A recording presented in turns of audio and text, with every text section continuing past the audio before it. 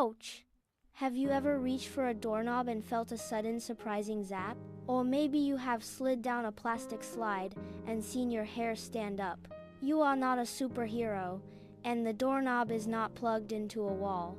Welcome to Keen to Learn, where we explore the invisible world of static electricity. Everything around us is made of tiny invisible building blocks called atoms. Atoms are packed with even tinier things called electrical charges. There are positive charges, which are like plus signs. There are also negative charges, which look like little minus signs. Most of the time, these charges are perfectly balanced and happy together. But sometimes, things get unbalanced when we rub objects together. Rubbing creates friction, which acts like a magnet for tiny charges. When you rub a balloon on a sweater, it steals negative charges. Now the balloon is packed with extra negative charges.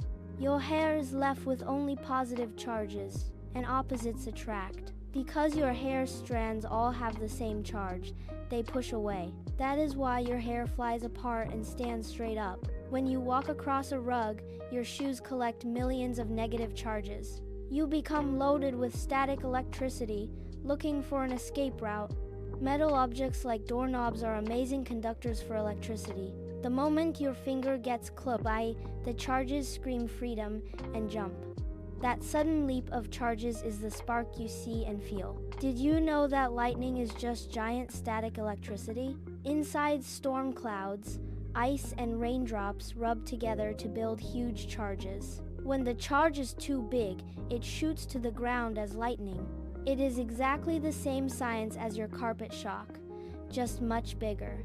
Now for our Keen Kid challenge, try the balloon magic trick at home. Rub a balloon on your shirt and see if it sticks to a wall. Let me know in the comments if your experiment worked. If you loved shocking your brain with science, hit the subscribe button. Stay curious, stay smart, and stay keen to learn.